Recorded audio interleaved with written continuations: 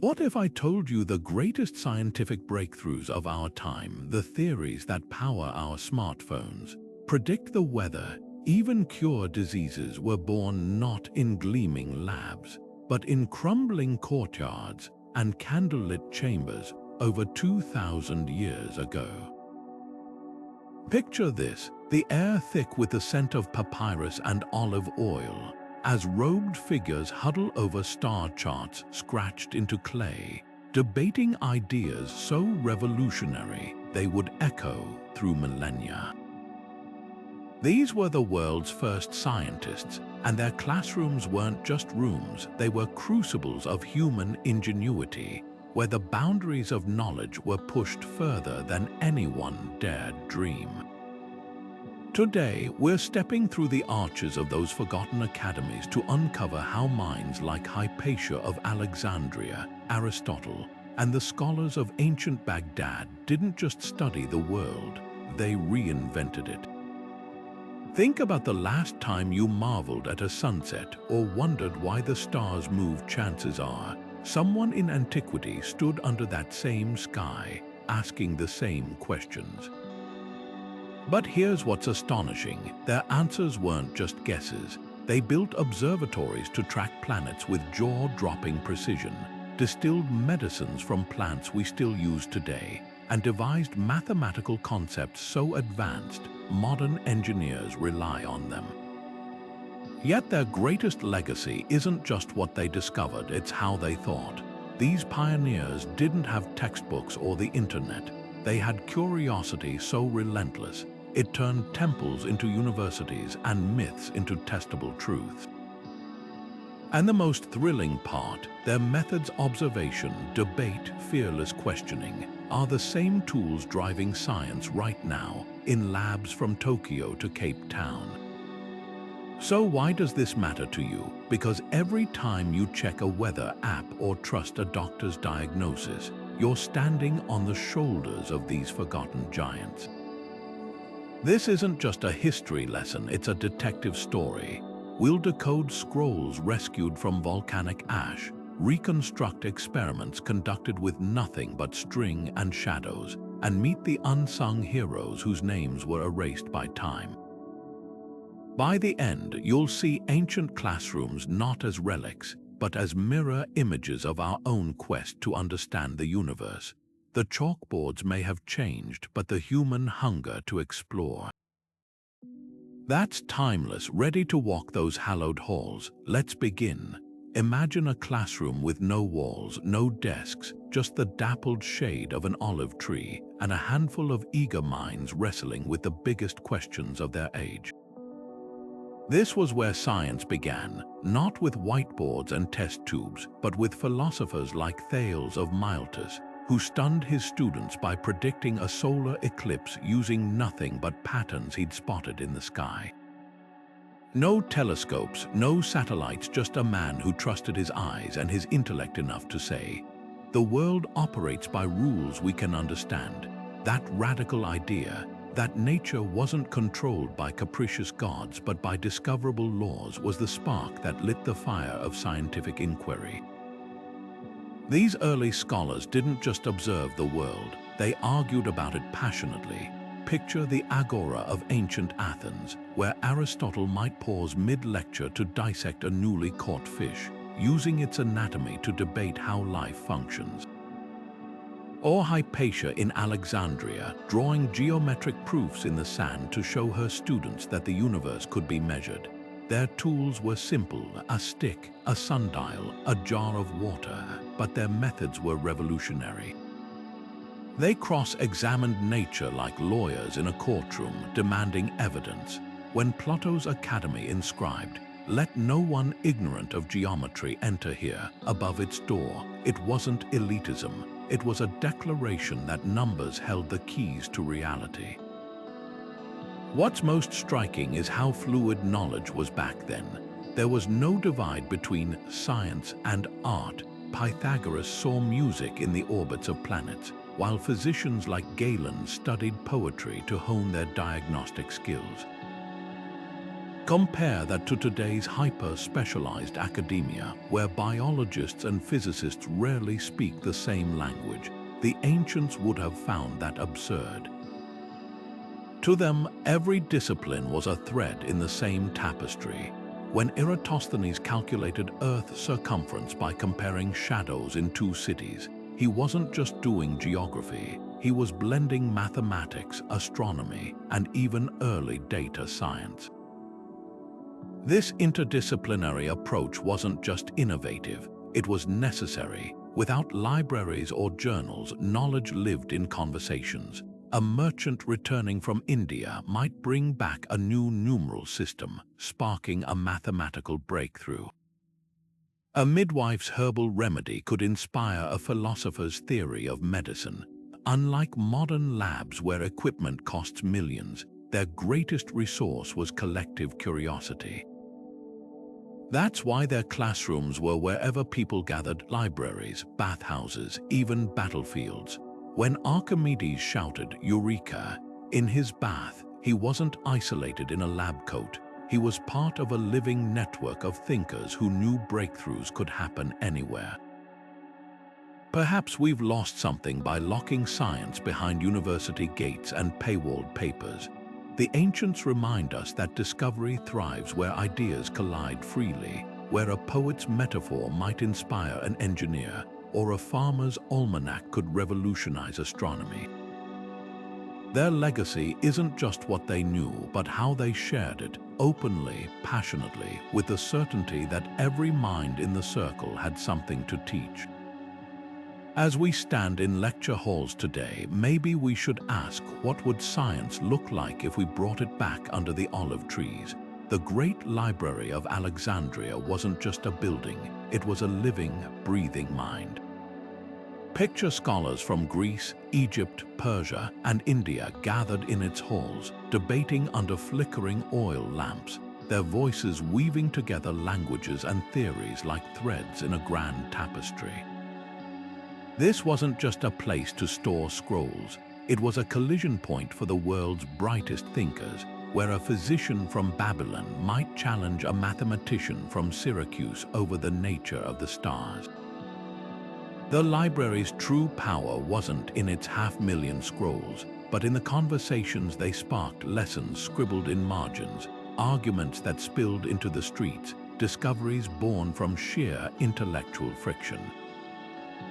And Alexandria was just the beginning. Far to the east, in the bustling crossroads of Tactile, Buddhist monks and Hindu astronomers exchanged treatises on surgery and algebra, their university thriving centuries before Oxford or Bologna existed.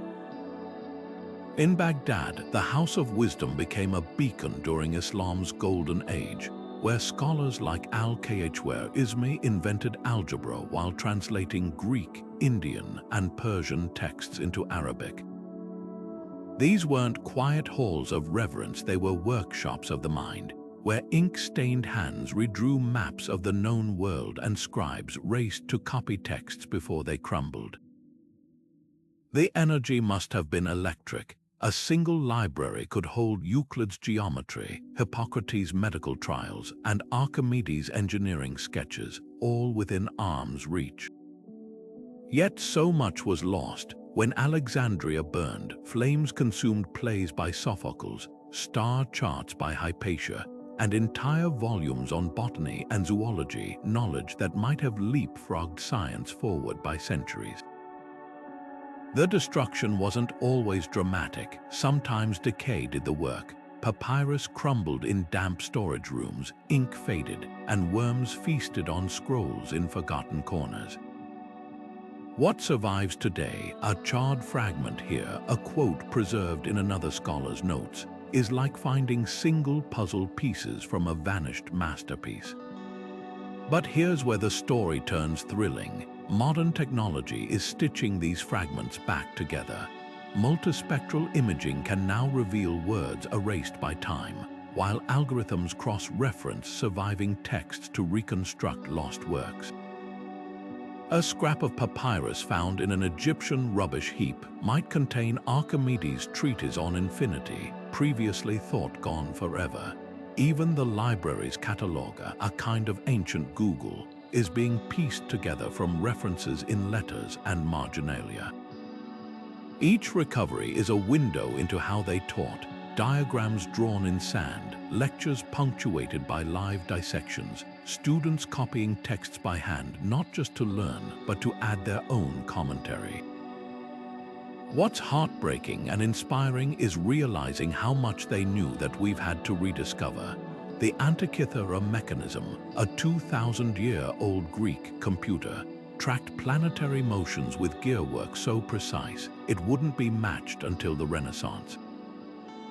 Heron of Alexandria built steam engines and automatic doors, while surgeons in Taxila performed cataract surgery with needles finer than a strand of hair. Their classrooms had no microscopes or satellites, yet they deduced that the Earth orbited the Sun, calculated the Moon's distance, and debated the atomic nature of matter. Perhaps the greatest lesson isn't what they knew, but how they preserved it. When Baghdad's libraries faced destruction, scholars smuggled books to safety in saddlebags, knowing ideas were more precious than gold. A monk in Byzantium might spend his life copying a single text, ensuring it survived for future generations. Today, as we digitize crumbling manuscripts and scan fragile palimpsests, we're part of that same chain, not just rediscovering their knowledge, but honoring their unshakable belief that light, once kindled, should never be extinguished. Long before ink touched parchment, knowledge lived in the rhythm of human speech, passed from teacher to student in hypnotic cadences, perfected through generations of repetition. Picture Pythagoras pacing before his disciples on a moonlit beach, drilling them on the ratios of sacred geometry until the numbers pulsed in their blood. Writing was forbidden in his school. Formulas had to be internalized through song, movement, even dance. This wasn't just tradition, it was a deliberate act of intellectual alchemy. By weaving math into memory through melody and mantra, students didn't just recall theorems, they absorbed them like breath. Oral learning shaped science in ways we've forgotten. Babylonian astronomers recited star catalogues as poetry, their meter ensuring no detail slipped away. Ayurvedic physicians in India encoded hundreds of medicinal plants into rhyming sutras, turning pharmacology into performance. The trade-off, a single broken chain could erase centuries of wisdom. When the plague of Athens wiped out entire lineages of philosophers, their unwritten insights vanished with their last breath. Yet oral traditions had strengths writing couldn't match. Without relying on fragile scrolls, knowledge became portable. A refugee fleeing war could carry an entire library in their mind. And because every retelling required active participation, students weren't passive receivers but co-creators, refining ideas through debate. The tension between speech and script reveals a paradox. Writing preserved knowledge across millennia. We can still read Euclid's proofs today, but it also fossilized ideas. A scribe's error in copying a number became permanent, while an oral teacher might catch a student's misstep mid-chant and correct it instantly. Indigenous cultures from the Americas to Australia maintained ecological knowledge through stories, where every plant's uses were embedded in narratives passed down verbatim. Compare that to medieval European herbals, where illustrations distorted over centuries until no one could recognize the original plant. Modern education straddles this divide. Finnish schools now use looping, where teachers stay with students for multiple years, echoing the Guru-Shishya bonds of ancient India. Medical students still recite the pneumonic plague rhyme to memorize symptoms, just as Hippocrates' pupils did. And in labs from Nairobi to Tokyo, researchers are rediscovering the power of embodied learning using gestures and spatial memory to master complex concepts, much like Polynesian navigators who memorized star paths through chants and hand motions. Perhaps we need both the permanence of ink and the vitality of voice. When the last speaker of the Amazon's Tupi language died in 2018, he took with him untold medicinal knowledge no book had captured. Yet without writing, we'd have no record of Eratosthenes measuring the earth or Hypatia's astronomy lectures. The ancients understood this balance. Buddhist monks in Tibet still debate philosophy for days, their voices rising and falling like tides, even as they meticulously copy texts onto silk. Their classrooms remind us that true wisdom isn't just stored, it's performed, questioned, and alive. So next time you struggle to recall a fact, try singing it. Or better yet, teach it to someone else, because the oldest lesson of all might be this: knowledge doesn't truly exist until it passes through lips and ears, binding minds together in that ancient, unbroken chain. The true magic of ancient classrooms wasn't just in the ideas, it was in the hands-on tools that turned theory into something you could hold, spin, or even hear. Take the humble abacus, its beads clicking like a metronome of logic, to a student in Babylon or Han Dynasty China. Sliding those beads wasn't just arithmetic, it was the physical sensation of numbers coming alive. But the real showstoppers were devices like the astrolabe, a brass masterpiece that could map the night sky, calculate time, and even determine prayer directions, all with rotating discs and finely etched coordinates. These weren't just instruments, they were portable classrooms compressing universe-sized concepts into the palm of your hand. Archimedes understood this power better than anyone.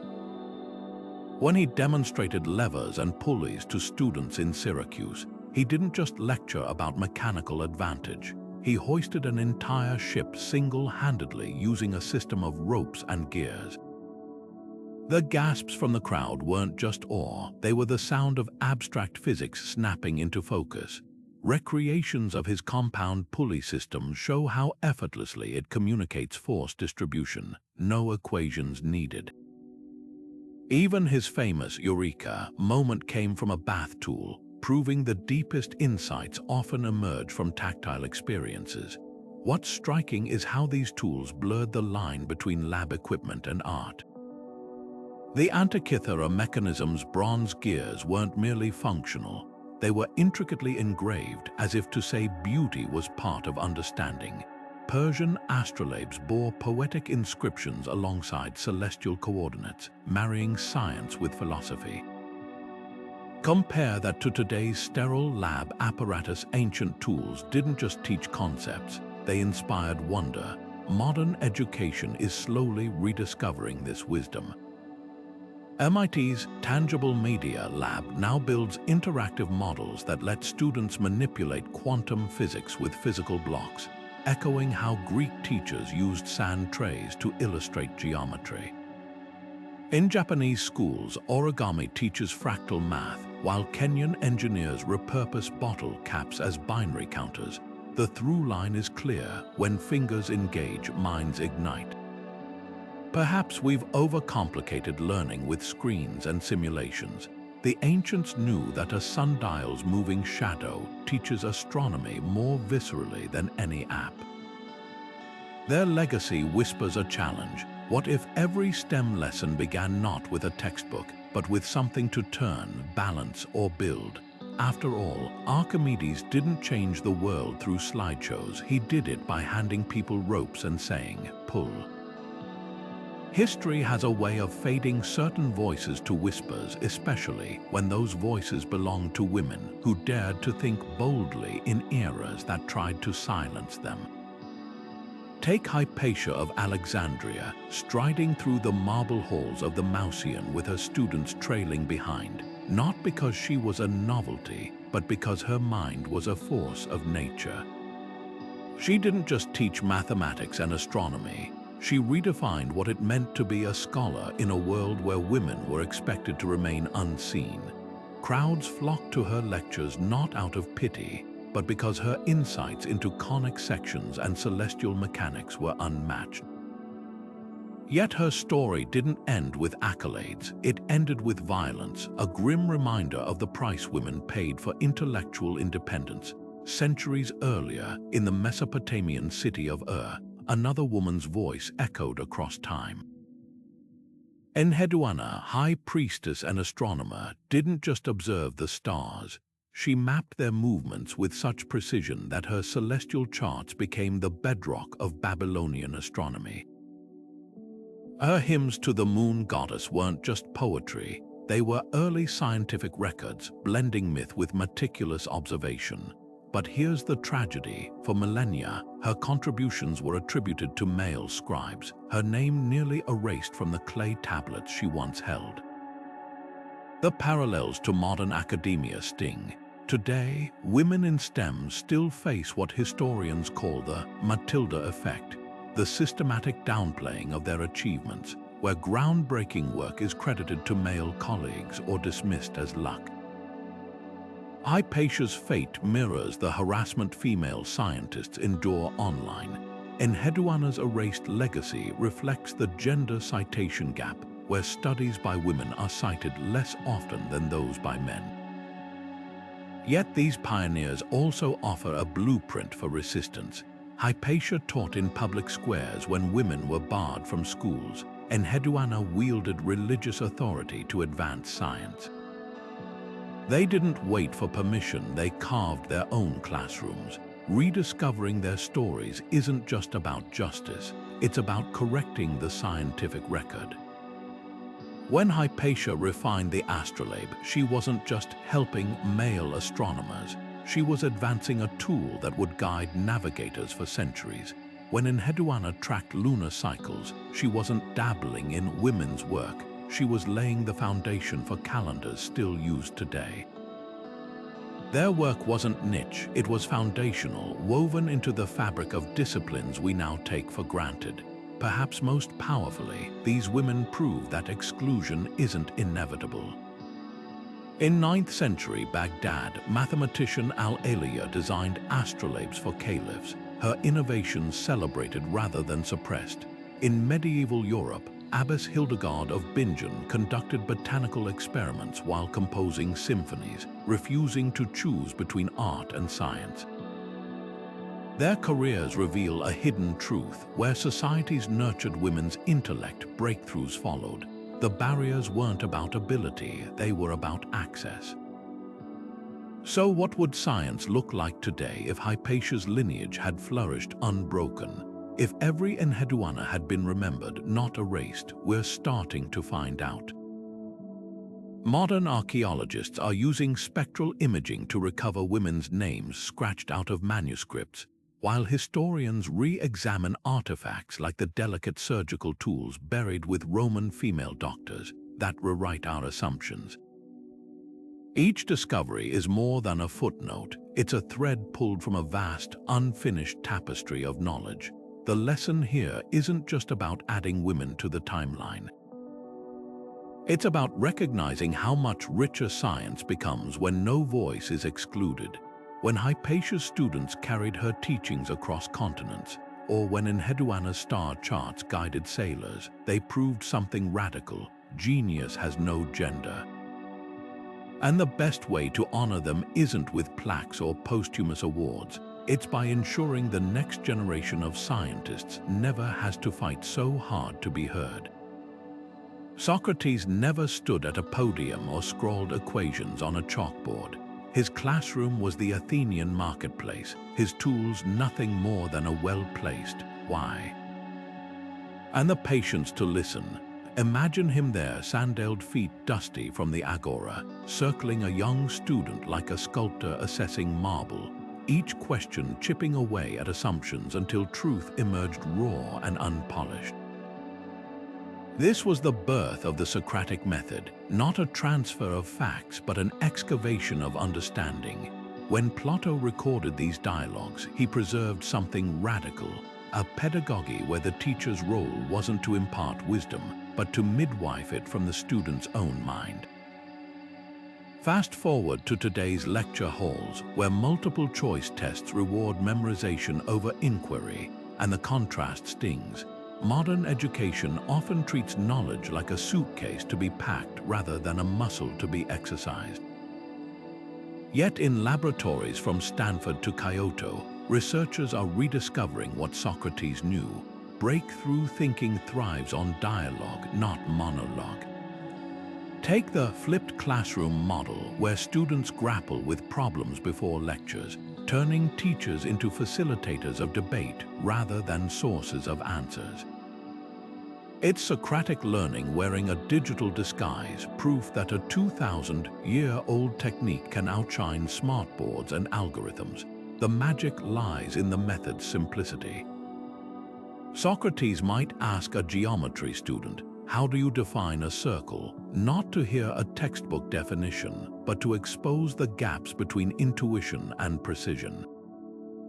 His follow-ups, "Does that apply to all circles?" Or, "What if the line isn't perfectly curved?" forced learners to defend their reasoning, spotting contradictions themselves. This wasn't about humiliation, it was intellectual jiu-jitsu, using a student's own logic to guide them deeper.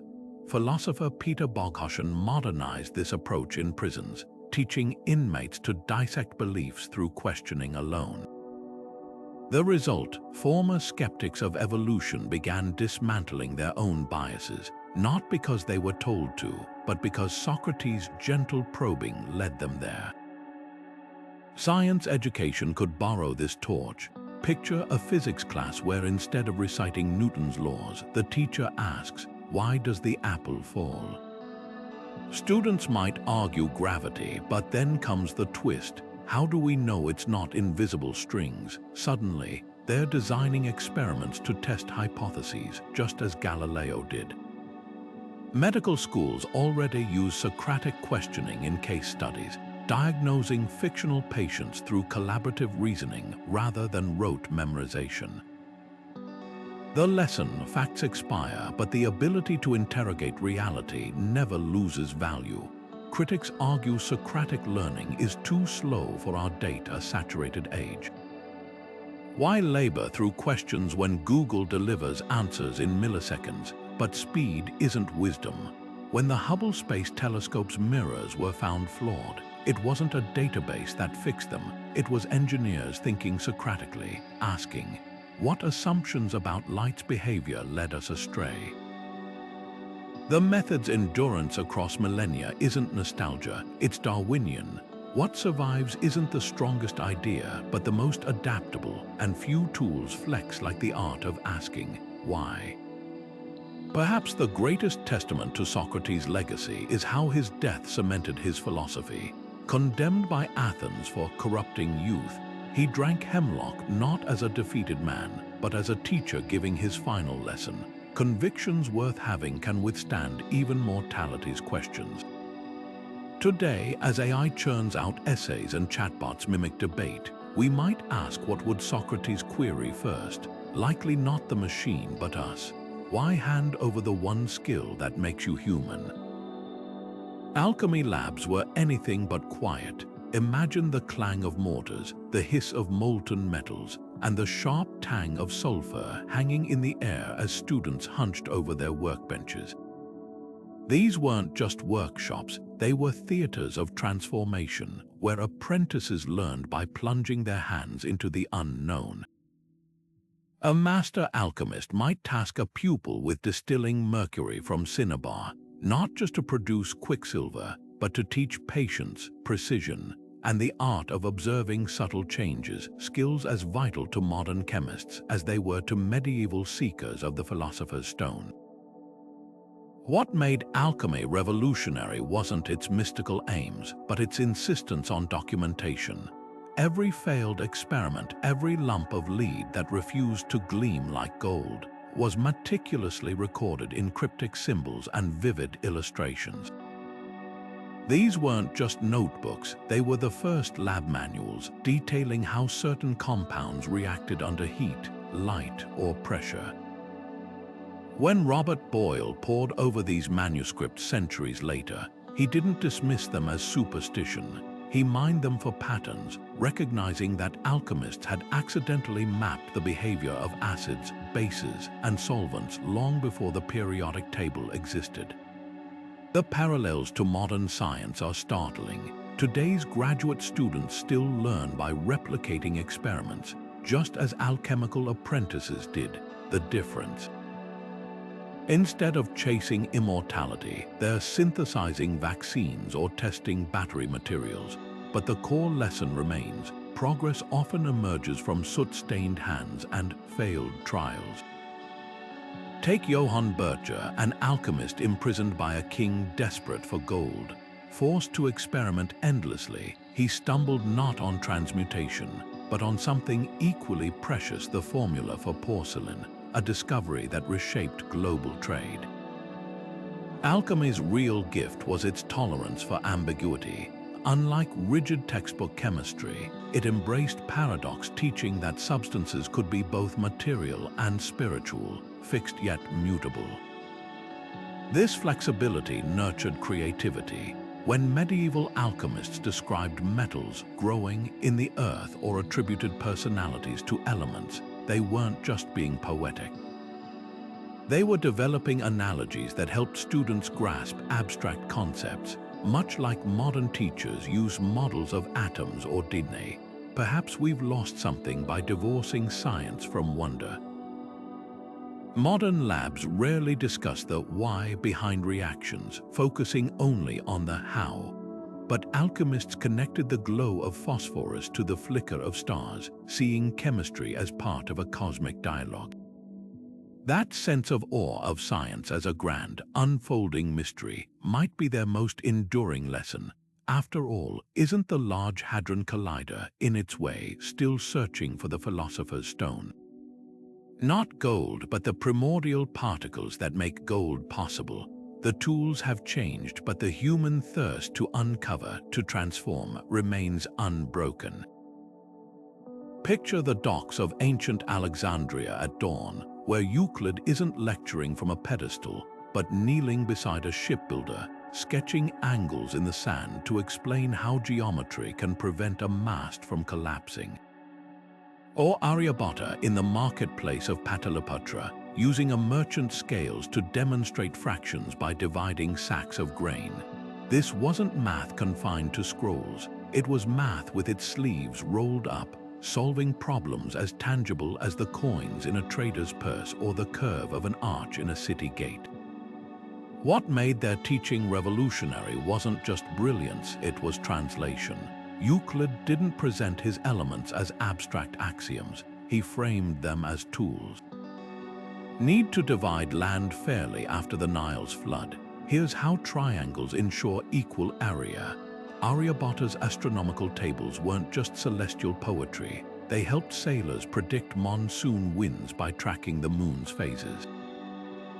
Even the humble abacus, rattling in counting houses from Rome to Chang'an, turned number theory into fingers on beads intuition. The lesson was clear: mathematics wasn't a separate realm of genius, it was the hidden grammar of everyday life.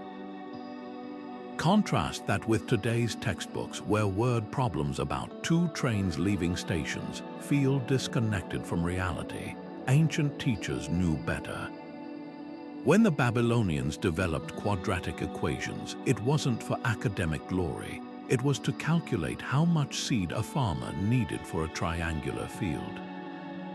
The Rhind Papyrus, essentially a 3,000-year-old math workbook, framed arithmetic around beer jugs and bread rations.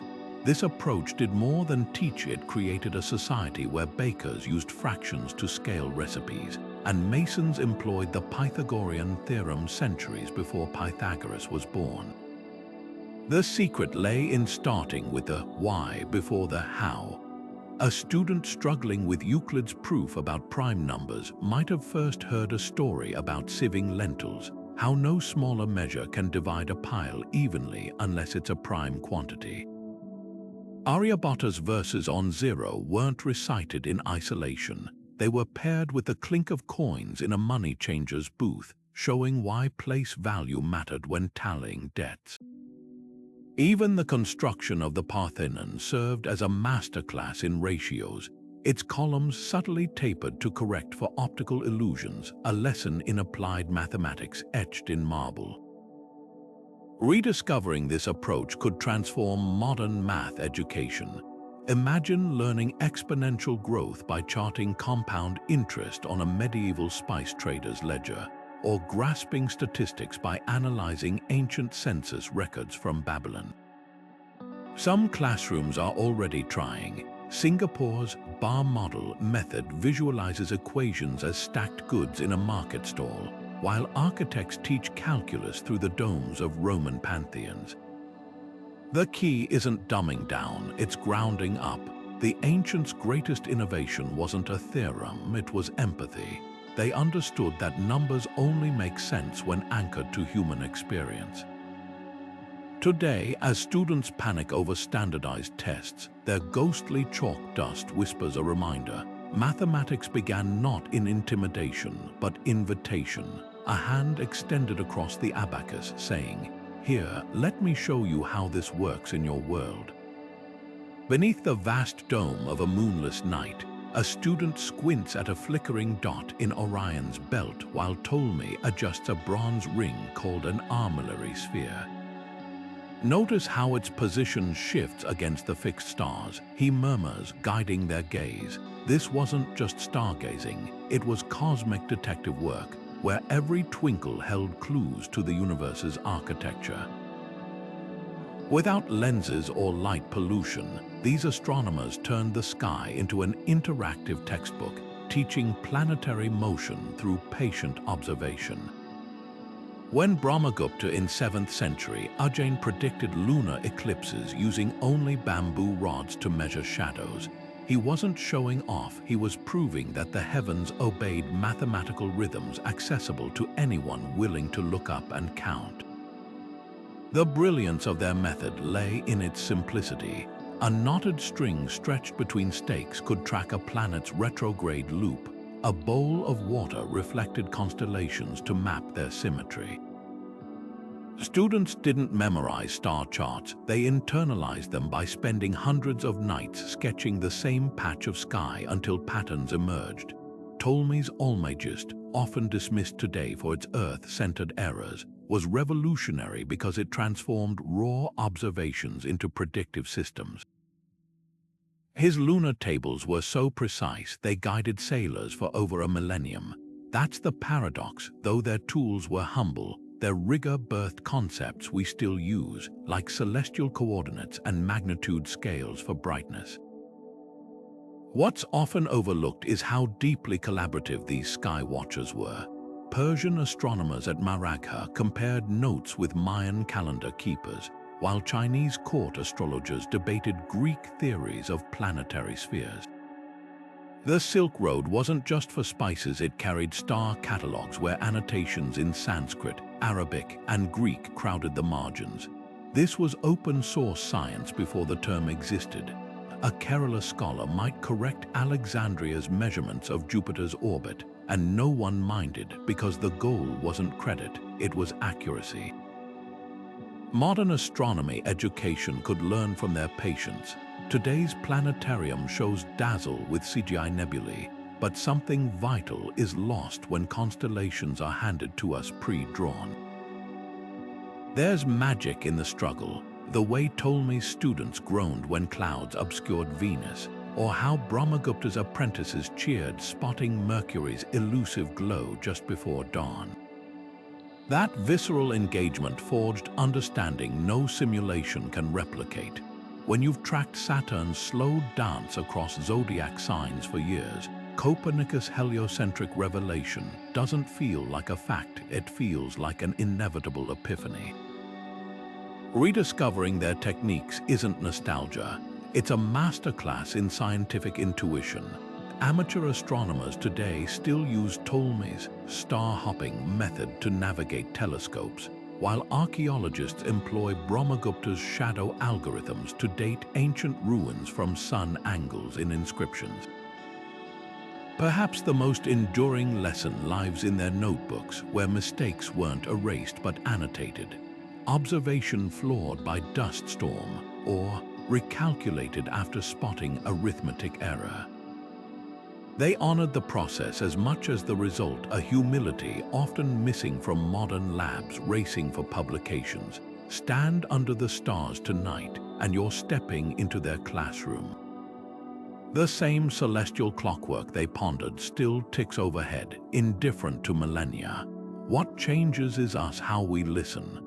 Their legacy whispers that the universe doesn't reveal its secrets to gadgets, but to the persistent and the curious. So grab a blanket, lie back, and let the cosmos teach as it has for ages, one patient, wonder-filled glance at a time. In the shadow of the Asclepian temples, where the scent of crushed herbs mingled with the murmurs of patience, Hippocrates didn't just teach medicine, he redefined it. Picture his students trailing him through colonnaded halls, their hands stained with the juices of willow bark and poppy, as they learned to distinguish healing from superstition. This wasn't lecture hall learning, it was medicine with dirt under its nails.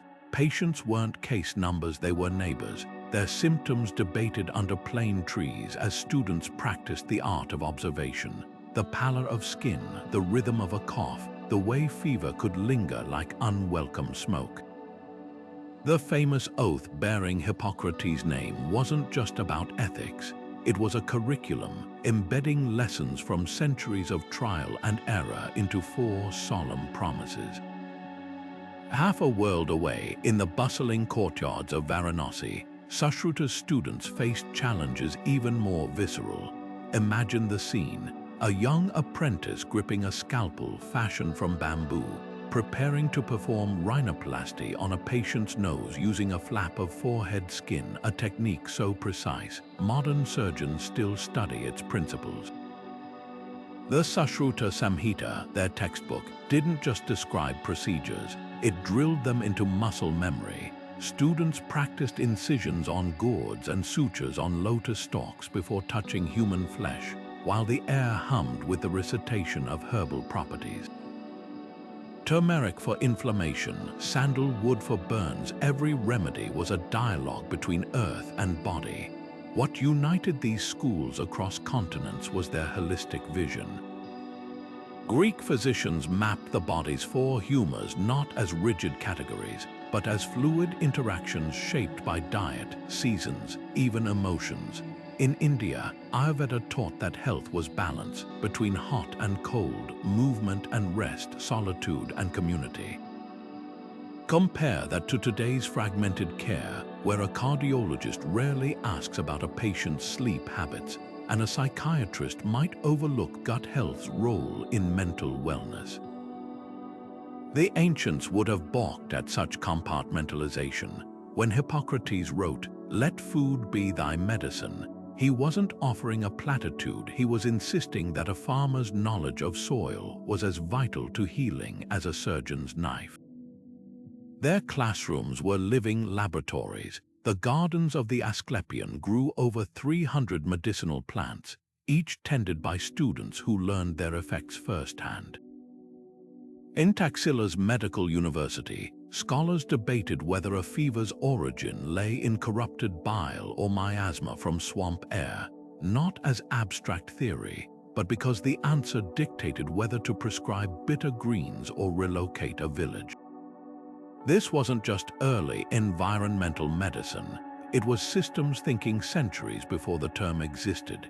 Yet for all their innovation, these healers clung to one humbling truth: the body's wisdom often outstripped their own.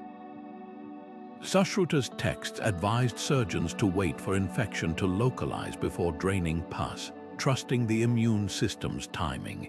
Hippocratic physicians documented how wounds cleaned with rainwater healed faster than those treated with wine, an early nod to the microbiome. Their reverence for the body's self-healing capacity feels startlingly modern in an era of antibiotic overuse. Reviving their approach wouldn't mean abandoning MRI machines for leeches. It's about integrating their mindset, seeing a diabetic patient's diet as critically as their insulin levels, or a depressed teenager's screen time as worthy of scrutiny as their serotonin. Some hospitals are already trying. Tokyo's forest medicine programs prescribe walks among cedar trees to lower cortisol, while Boston doctors analyze patients' grocery receipts alongside lab results. The ancients' greatest lesson wasn't their remedies, but their radical premise. Healing begins when we stop treating symptoms in isolation and start listening to bodies, to landscapes, to the quiet connections between them all. The rhythmic clatter of camel hooves along the Silk Road wasn't just the sound of commerce. It was the heartbeat of history's greatest knowledge exchange. Picture a caravan stopping at a caravanserai near Samarkand. Persian merchants unpack bolts of silk beside Indian mathematicians demonstrating the zero symbol to Chinese astronomers, while a Greek physician translates Hippocrates' texts into Sogdian for local healers. This wasn't just trade, it was a mobile university where every bale of goods hid scrolls, star maps, and botanical sketches in its folds.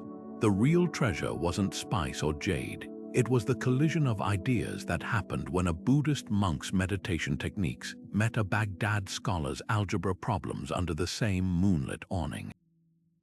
At the crossroads of these routes stood polymaths like Ibn Sina, whose medical canon synthesized Greek anatomy, Indian herbal remedies, and Persian surgical techniques into texts that would train European doctors for centuries.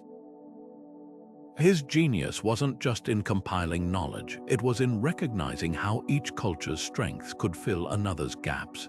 When Greek theories of the four humors met Indian pulse diagnosis or Chinese acupuncture maps, entirely new frameworks emerged.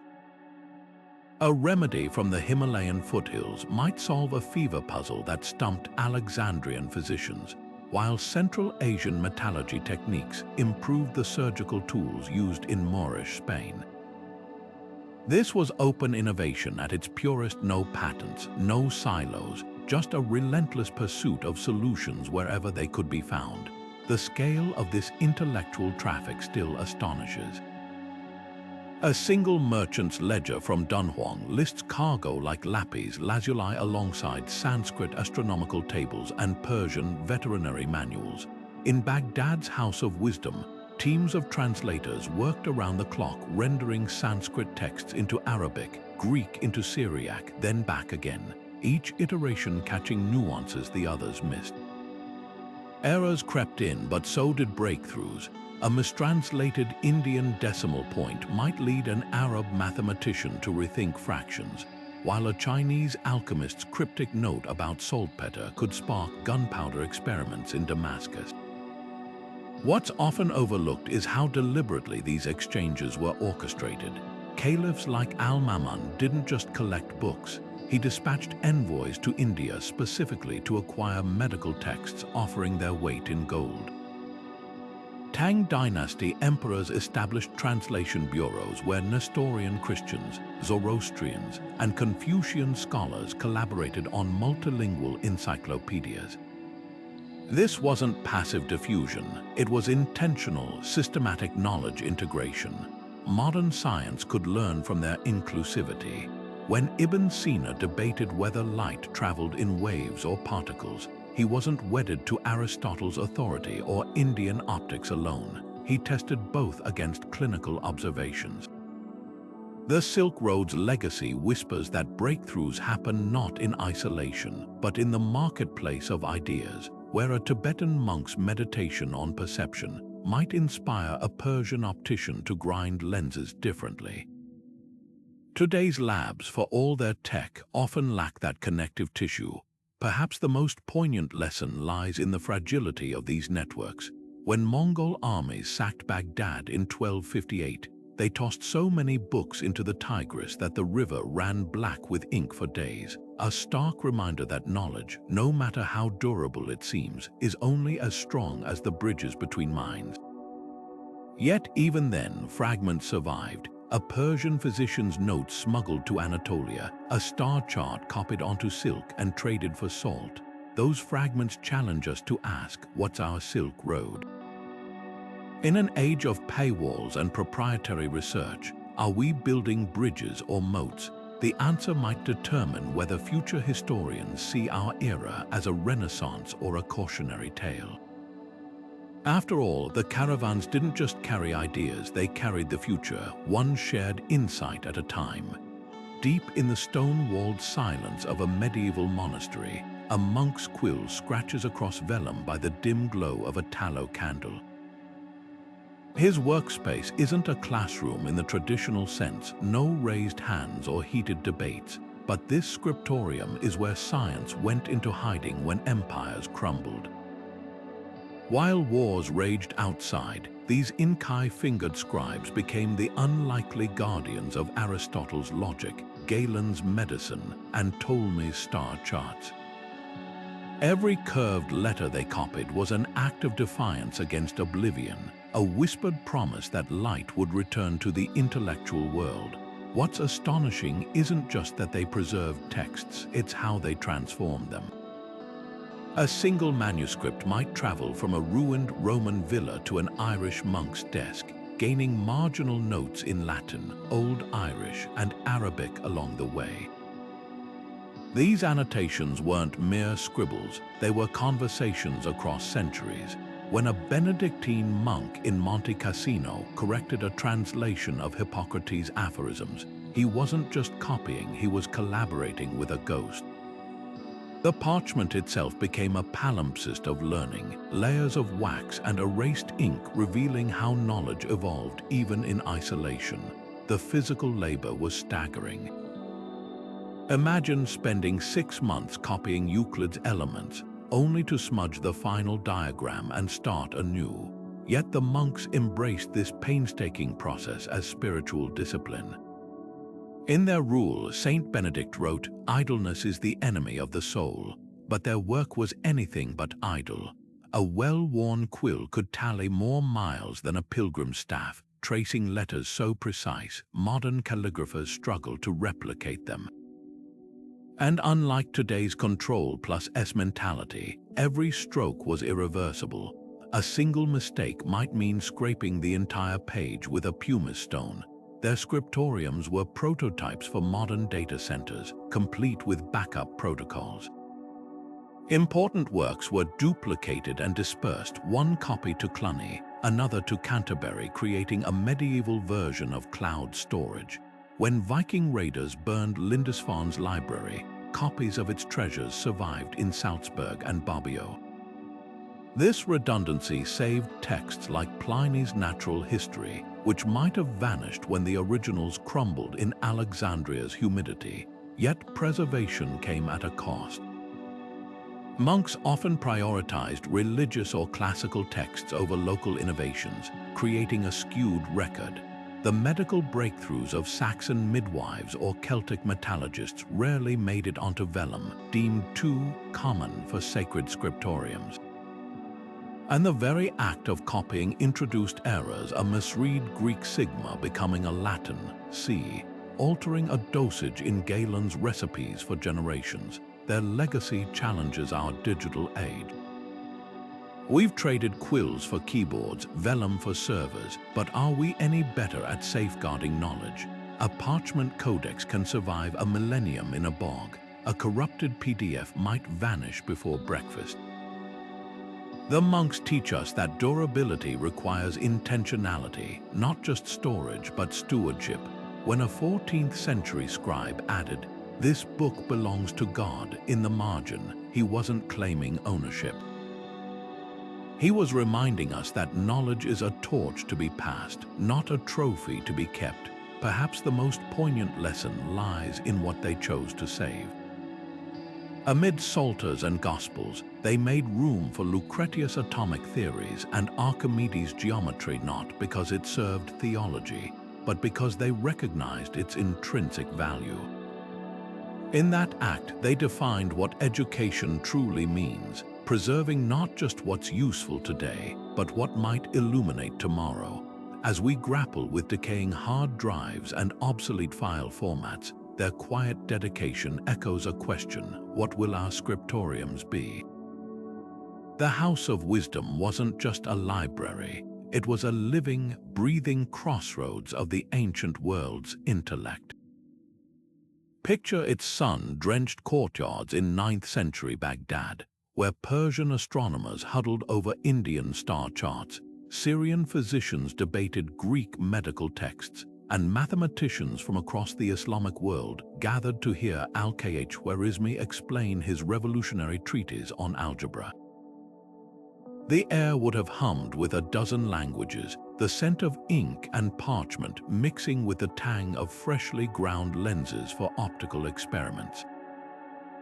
This wasn't just a place to store knowledge. It was a furnace where ideas from 3 continents melted together to form entirely new alloys of understanding.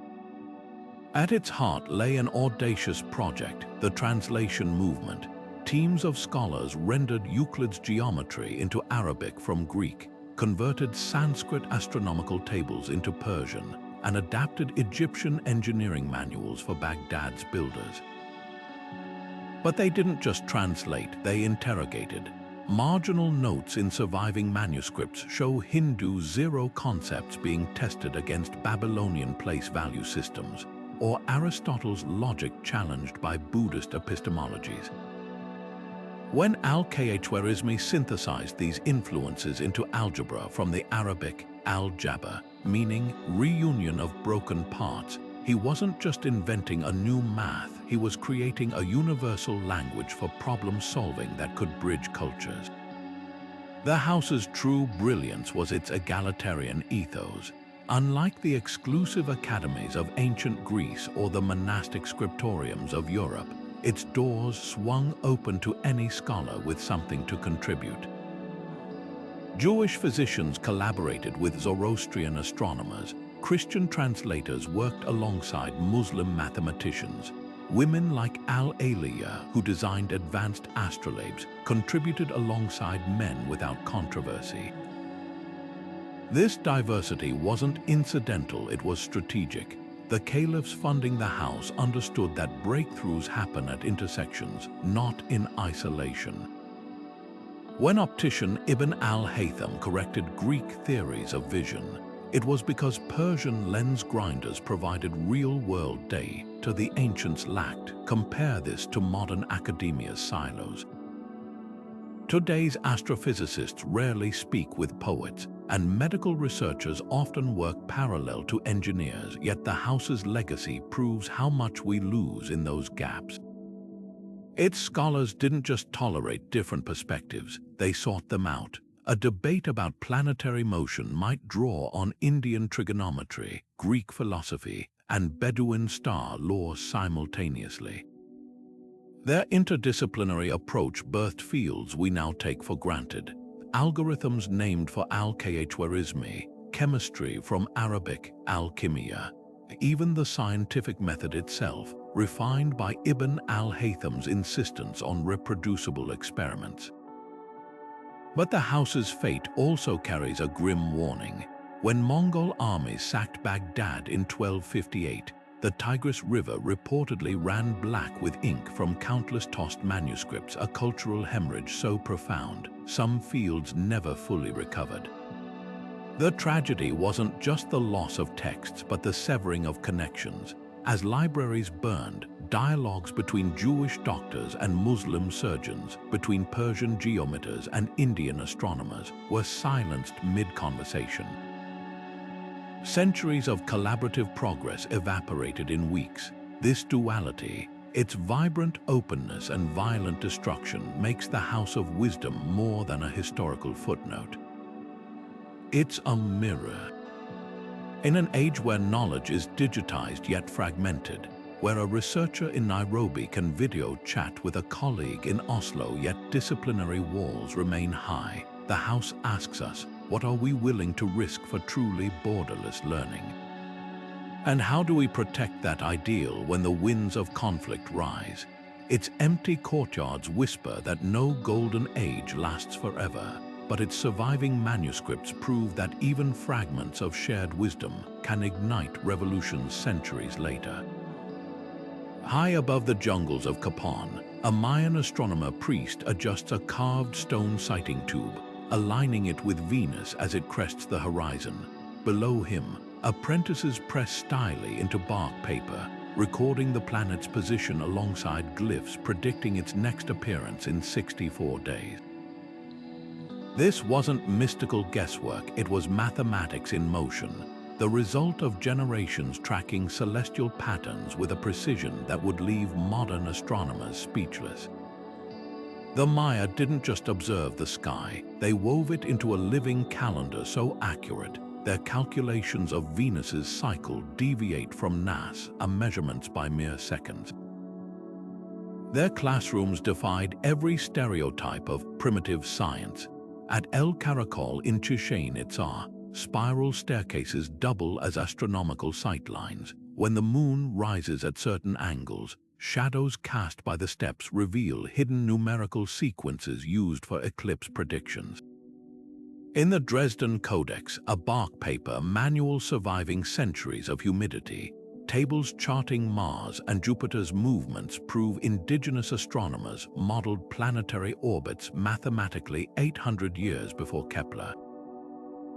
These weren't isolated feats. Across the Americas, from the ancestral Puebloan sun daggers to the Inca's sex system aligning Cusco with solstices, sky knowledge was architecture, agriculture, and theology fused into one. What set these traditions apart was their seamless integration of science and storytelling. Where Ptolemy saw abstract spheres, the Maya visualized Venus as the warrior god Kukulkan, his movements dictating when to plant crops or wage war. The Pawnee mapped the Milky Way as the path of souls, using its seasonal shifts to time buffalo hunts. This wasn't a myth-obscuring fact. It was mnemonic genius, encoding celestial mechanics into narratives that even children could internalize.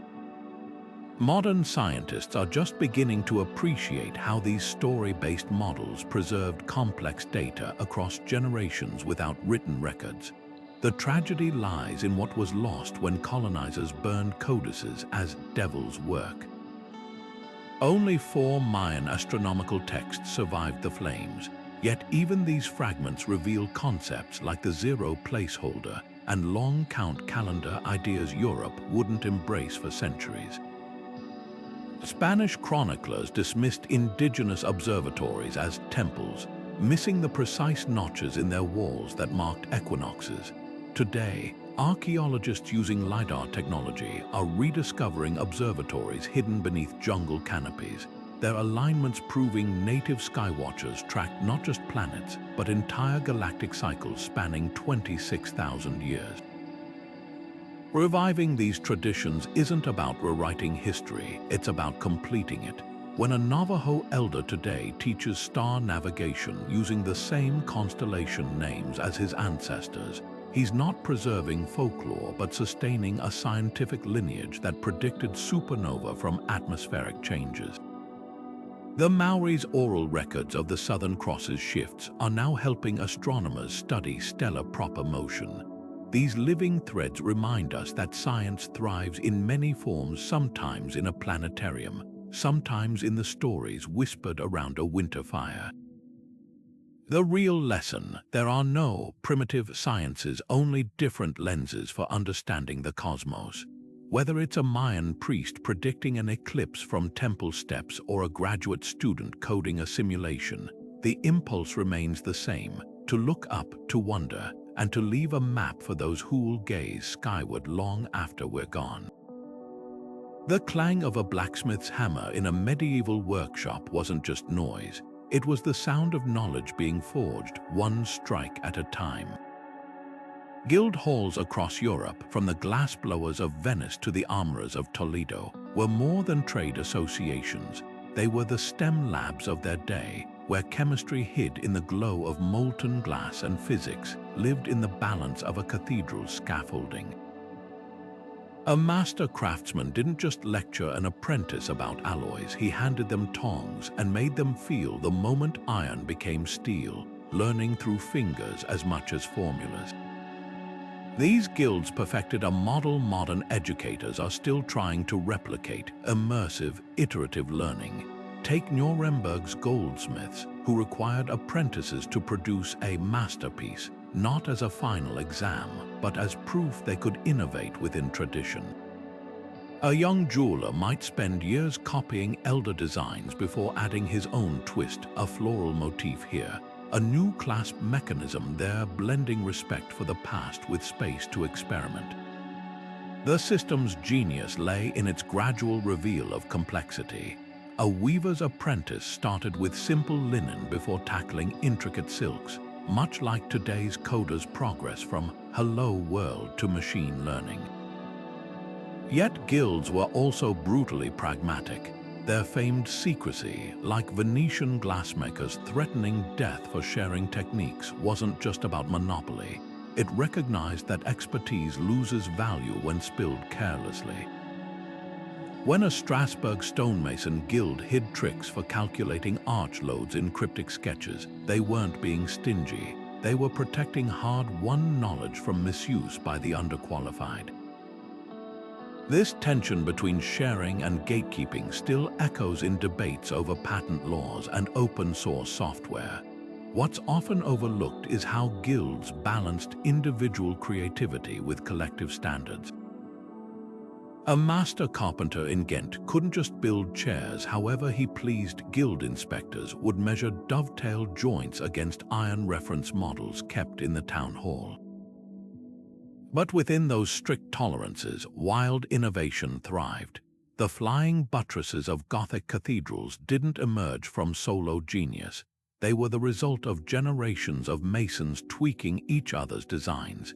Each improvement documented in guild ledgers now preserved in places like Chartres archives. Modern vocational schools could steal pages from this playbook. Germany's dual education system, where students split time between factory floors and classrooms, directly mirrors the guild approach.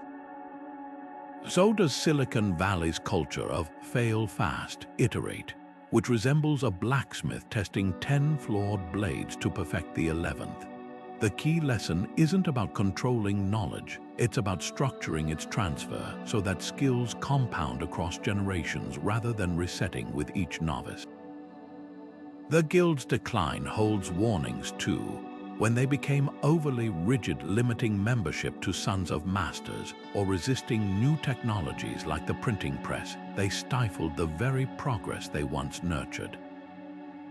Their greatest legacy isn't the techniques they hoarded, but the proof that excellence flourishes where hands-on practice and theoretical understanding dance in lockstep.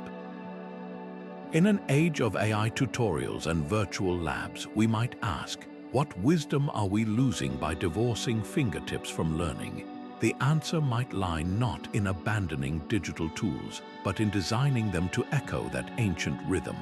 The clang, the glow, the tangible moment when theory becomes craft. Leonardo da Vinci's studio smelled of turpentine and sawdust, where half-finished wings of flying machines hung beside sketches of dissected hearts, a place where art and science weren't just neighbors but collaborators. Here, an apprentice might grind pigments for a portrait in the morning, then sketch the flexing tendons of a cadaver's hand by afternoon, learning that beauty and biology shared the same anatomy. This wasn't eccentric genius at play, it was a radical educational philosophy. In Renaissance workshops, every brushstroke taught optics, every sculpture reinforced geometry, and every invention began as a margin doodle. Da Vinci's notebooks, crammed with swirling water studies beside siege engine designs, weren't just personal musings, they were blueprints for how to think without boundaries. What set these workshops apart was their embrace of tactile learning. When Michelangelo carved David, he didn't just replicate human form, he interrogated it, chiseling through layers of marble as if conducting an autopsy in reverse. His students learned proportion not from textbooks, but by feeling the weight of a mallet, watching how light caught the curve of a collarbone.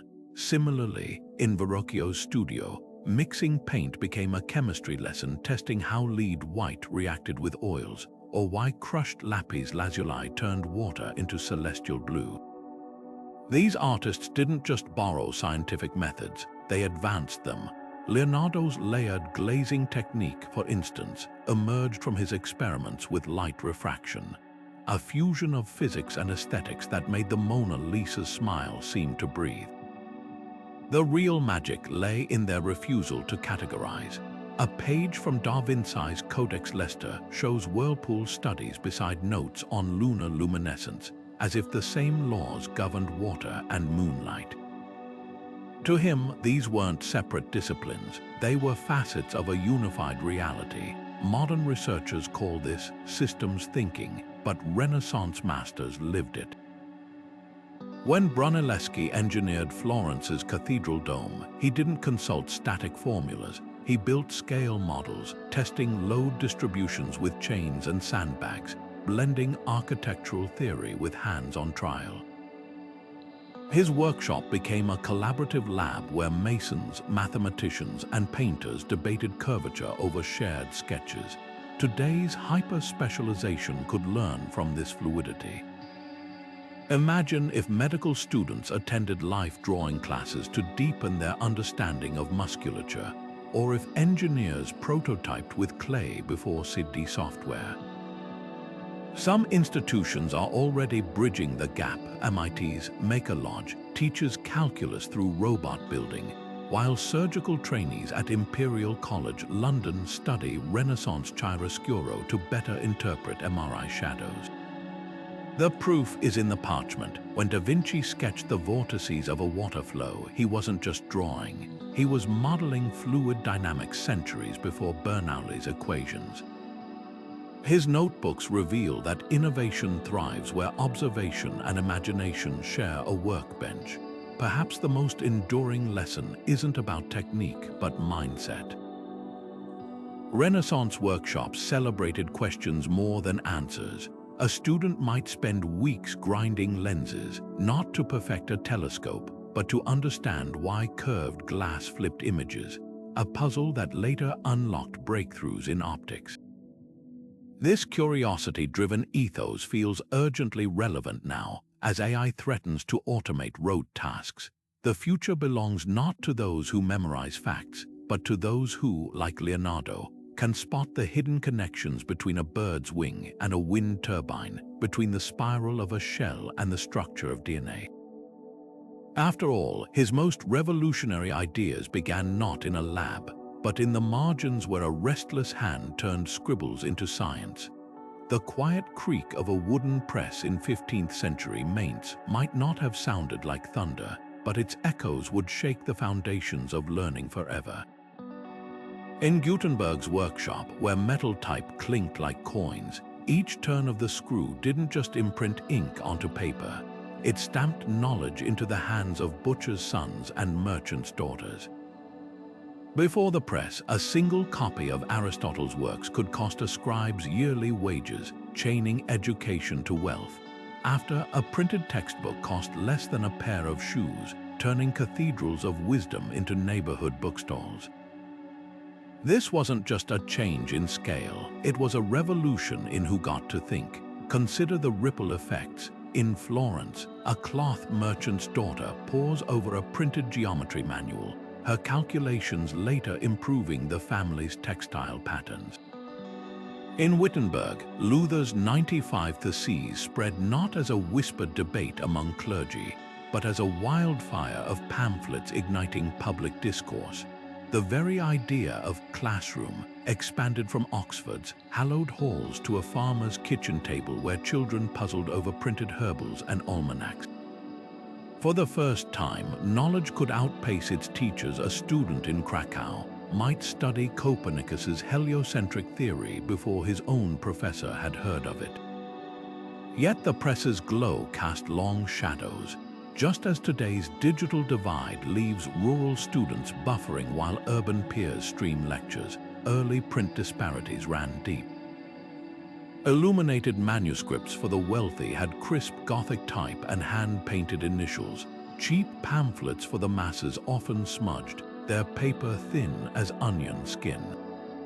And while Latin texts flooded Europe's intellectual centers, translations into vernacular languages trickled slowly, much like how today's MOOC overwhelmingly favor English speakers.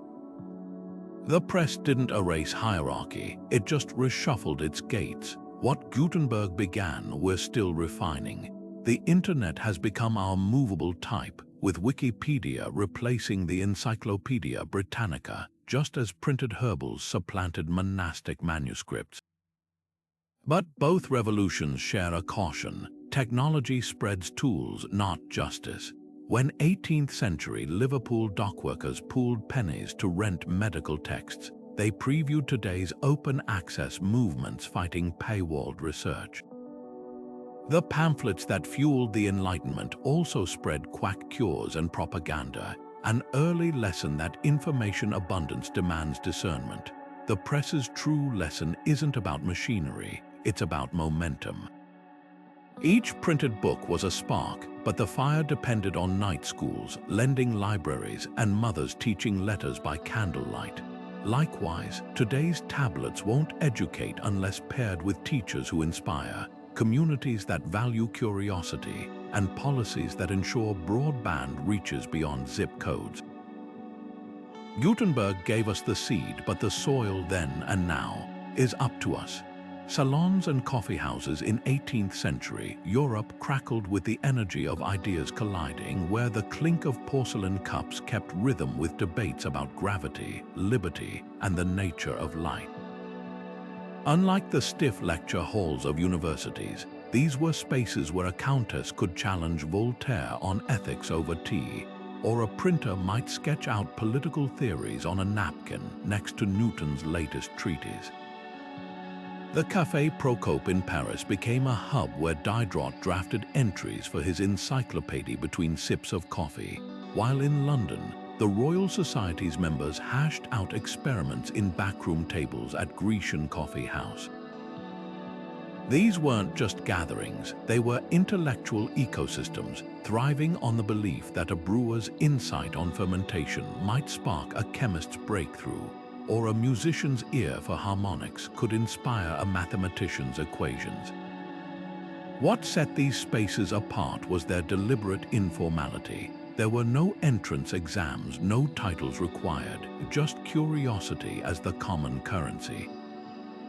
When Émilie du Châtelet translated Newton's Principia into French, she didn't isolate herself in a library. She refined her work through nightly debates in the salons of Paris, where philosophers and artists poked holes in her arguments.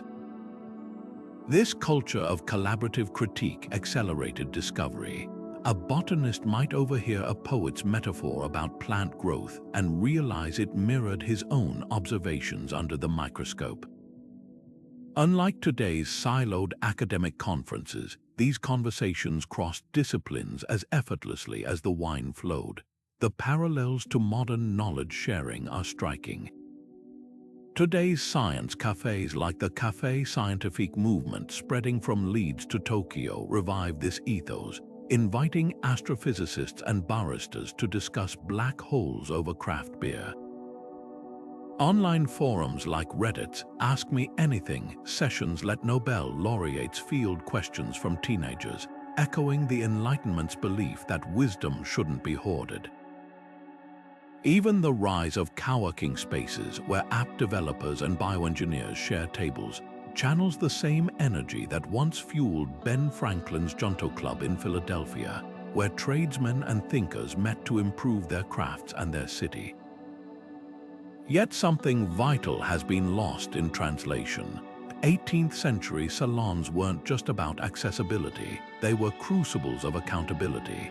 When David Hume presented his radical ideas on skepticism, he didn't hide behind jargon. He faced immediate, sharp questioning from satirists and statesmen alike. Contrast that with today's algorithm-driven discourse, where like-minded voices cluster in echo chambers, and experts often broadcast rather than converse. The salon's magic lay in its curated friction, diverse minds colliding in real time, with social grace as the guardrail against chaos. Reviving this spirit doesn't mean recreating powdered wigs and harpsichords. It's about designing spaces, physical and digital, where a climate scientist can debate a farmer over drought-resistant crops, or an AI ethicist can learn from a grandmother's views on privacy. The Enlightenment's coffeehouses thrived because they were third places, neither home nor work, but neutral ground where hierarchies dissolved. Imagine if today's labs and universities carved out similar zones where a grad student's wild hypothesis could get a fair hearing alongside a dean's polished theory. The lesson isn't nostalgia. It's about recognizing that the best ideas often emerge from the edges, where specialists step outside their bubbles and amateurs dare to ask naive questions. When Joseph Priestley discovered oxygen, he credited not just his lab equipment, but the weekly debates at the Honest Whigs Club, where dissenting opinions kept his thinking sharp. In an age of TED Talks and Twitter threads, we've never had more ways to share knowledge, but the salons remind us that true understanding thrives not in monologues, but in the messy, joyous clash of minds. The next scientific revolution might not start in a lab or a lecture hall, but at a sidewalk table where someone slides a cup of coffee across the table and asks, "But what if you're wrong?" The creaking timbers of the HMS Beagle weren't just the sound of a ship at sea. They were the heartbeat of a classroom without walls. For Charles Darwin, every wave that rocked the vessel carried a new lesson. Finches on the Galapagos with beaks perfectly shaped for their diets, fossils of extinct giants buried in Patagonian cliffs, and rainforests so teeming with life they defied classification. His real education didn't come from leather-bound textbooks in Cambridge, but from the salt-stained pages of his field notebooks, where sketches of barnacles and beetles spilled over margins thick with questions. This was science in its purest form, a dialogue with the wild where hypotheses weren't abstract theories but living puzzles demanding solutions. Alexander von Humboldt took this ethos even further. Climbing Chimborazo in Ecuador, he didn't just catalogue plants and altitudes. He saw patterns no one had imagined: how temperature zones mirrored vegetation types across continents, how rivers carved not just landscapes but entire ecosystems. His famous Nata Gemelda, a cross-section of the mountain bristling with data on flora, fauna, and geology, wasn't just a diagram. It was the first blueprint of ecology, proving nature couldn't be understood in fragments. Humboldt's real breakthrough wasn't discovering new species, but discovering connections, teaching us that a moth's wing beat in the Amazon could whisper secrets about global air currents. Yet somewhere between their era and ours, fieldwork became a luxury rather than a necessity. Modern biology students might memorize the Krebs cycle from screens, but never wade through a marsh to witness decomposition firsthand. Budget-strapped universities cut field courses while virtual labs promise sterile, climate-controlled substitutes. The irony stings. We've never needed naturalists more. As climate shifts accelerate and species vanish, the next Darwin or Humboldt won't emerge from a spreadsheet. They'll be knee-deep in mangrove forests, noticing how rising salinity alters crab behavior, or perched on melting permafrost, feeling the ground soften beneath their boots. The solution isn't just more funding, it's a shift in philosophy. When marine biologist Ayanna Elizabeth Johnson studies coral reefs, she trains locals to monitor bleaching, turning fishermen into citizen scientists. In Kenya, the Kids on Earth program equips schoolchildren with binoculars and notebooks, revealing that 8-year-olds can identify bird species as accurately as GPS trackers. These projects prove fieldwork isn't about expensive gear. It's about presence, about letting the environment itself be the teacher. A rotting log teems with more chemistry lessons than any lab manual. Fungi breaking down cellulose, nematodes cycling nitrogen, beetles engineering microhabitats. Perhaps the most compelling argument for muddy boots and sunburnt necks comes from the pioneers themselves. Darwin's theory of evolution didn't crystallize in a lecture hall, but during tortoise-paced walks across volcanic islands. Humboldt's vision of nature's unity struck him not under a microscope, but when he saw the same alpine plants in the Andes and the Swiss Alps. Their greatest gift wasn't the answers they brought back, but the questions the wild planted in them. In an age of satellite imagery and AI modeling, we risk forgetting that data points taste different when collected with sweat and wonder, that a soil sample holds more truth when your fingers still smell of earth.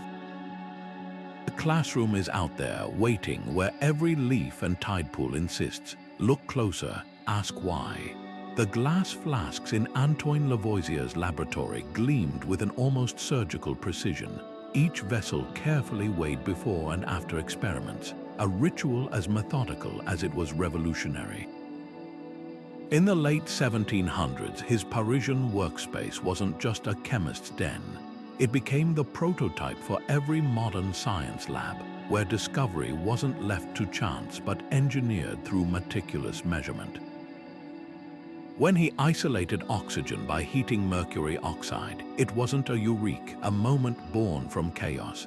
It was the culmination of hundreds of hours spent recording the slightest changes in mass, proving that matter could transform but never disappear. His notebooks read like lesson plans, each page a masterclass in how to interrogate nature with scalpel-like precision. What set Lavoisier apart wasn't just his discoveries, but his pedagogy. He treated his lab as a collaborative classroom, where assistants like Marie-Anne Pauls, his wife and scientific partner, refined techniques like gas collection over water, methods still taught in high school chemistry today. Every experiment was designed to be repeatable, every apparatus a teaching tool. The balance scale wasn't merely for measurement, it was a philosopher's stone of sorts, revealing invisible truths through weight differentials. This ethos, that labs should be spaces of both innovation and instruction, laid the groundwork for everything from university research facilities to the maker spaces of today. Yet there's a growing tension in modern science education. Virtual labs and simulations offer undeniable advantages: no risk of chemical spills, instant data visualization, and accessibility for students who lack physical lab access. A digital titration experiment can be rerun endlessly with a click, letting learners grasp acid-base reactions without touching a burette. But something intangible is lost when pixels replace pipettes. The muscle memory of adjusting a flame's blue cone, the olfactory punch of ammonia, the way a misaligned microscope slide frustrates until suddenly, snap, it focuses. These sensory experiences forge a deeper, almost instinctual understanding. Lavoisier's genius emerged not just from theory, but from the tactile feedback of mercury pooling in glass tubes, the hiss of gases escaping his pneumatic trough. The danger isn't technology itself, but imbalance. When Finnish researchers compared students who conducted virtual versus physical chemistry experiments, they found both groups learned core concepts equally well, but the hands-on cohort developed stronger problem-solving skills and retained knowledge longer. It's the difference between reading about convection currents and watching colored water swirl in a heated flask, between memorizing stoichiometry and feeling the heat released when acids meet bases.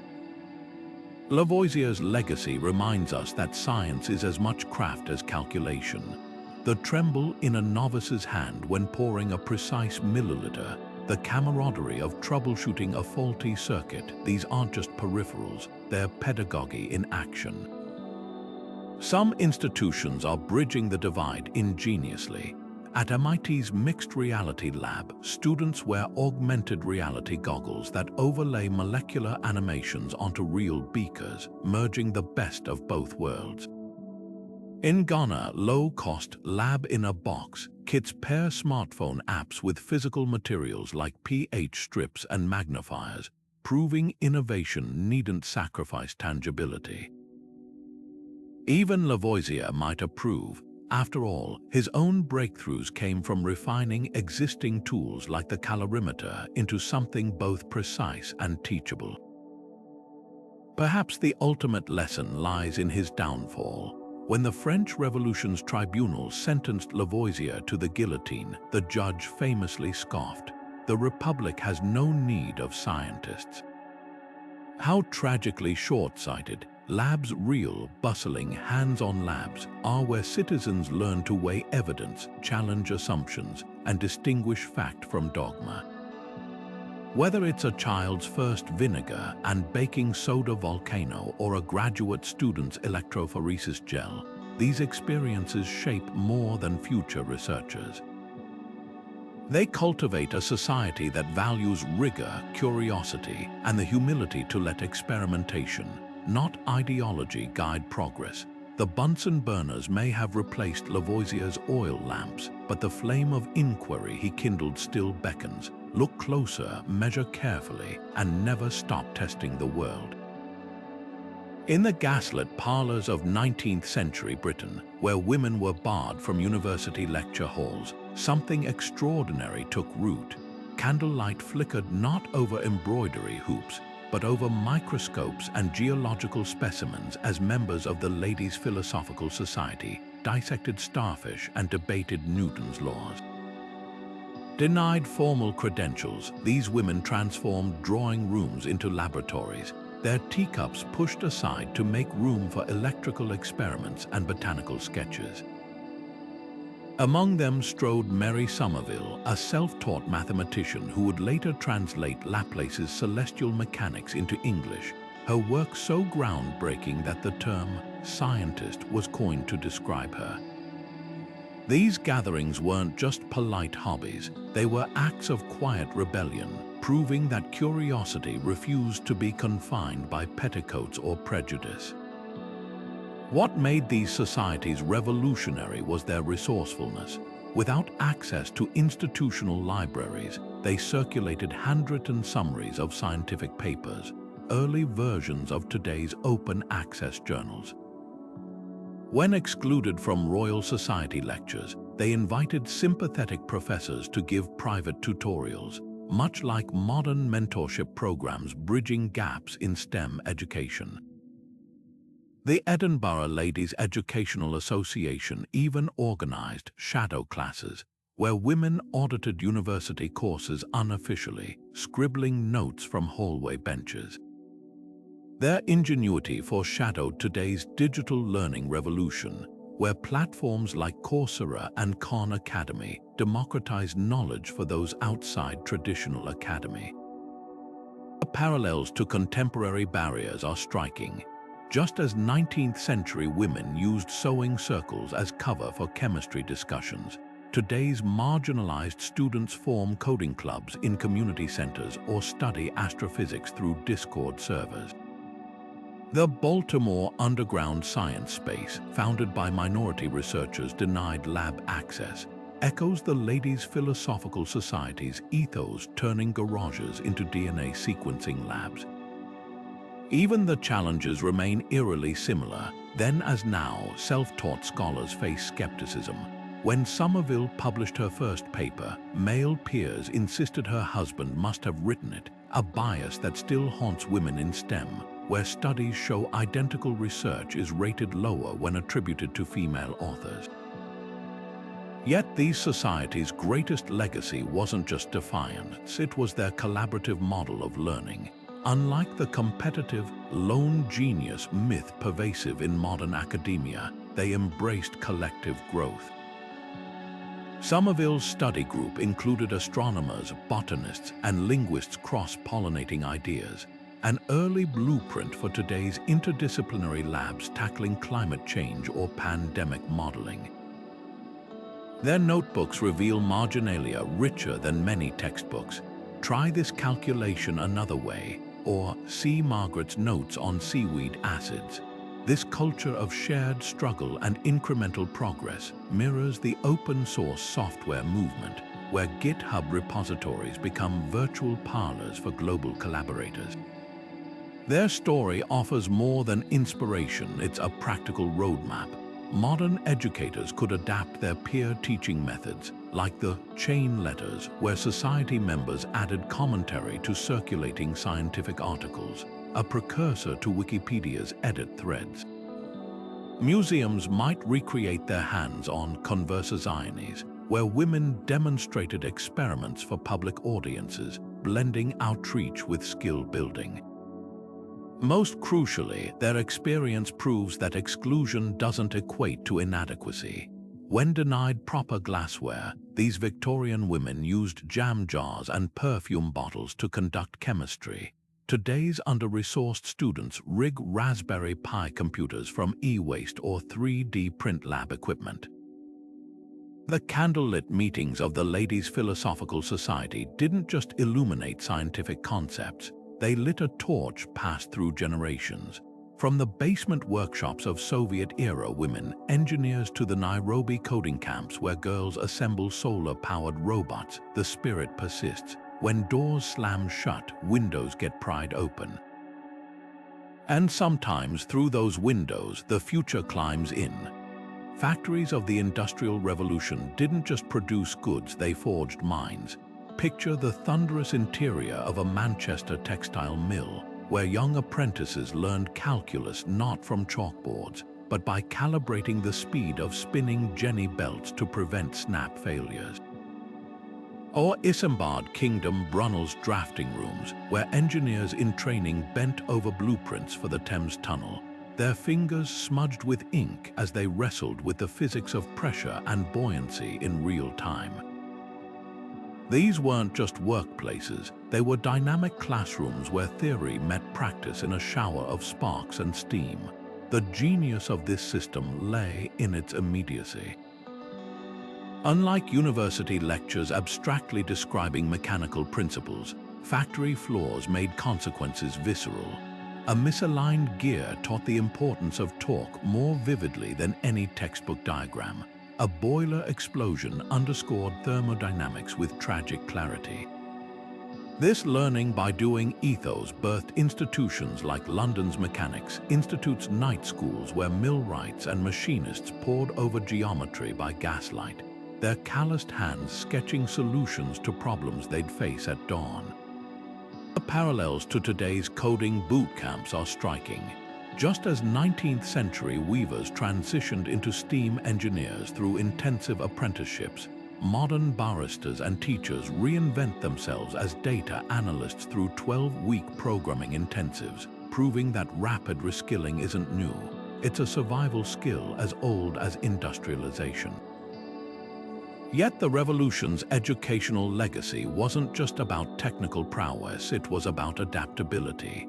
When James Watt refined the steam engine, he didn't work in isolation. He collaborated with ironworkers who understood metal fatigue and canal builders who knew hydraulic pressure firsthand.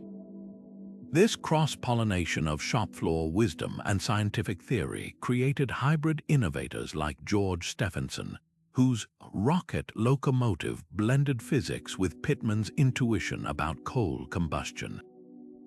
Their success reveals a truth we've since forgotten. Innovation thrives where overalls meet slide rules. The dark irony, our modern education system often mirrors the rigid class divisions the Industrial Revolution initially broke down. While 19th century stonemasons routinely attended lectures on architectural theory, today's vocational tracks frequently silo students away from theoretical frameworks, just as universities isolate engineers from hands-on tinkering. We've recreated the very barriers the Mechanics Institute sought to dismantle. Some institutions are correcting course.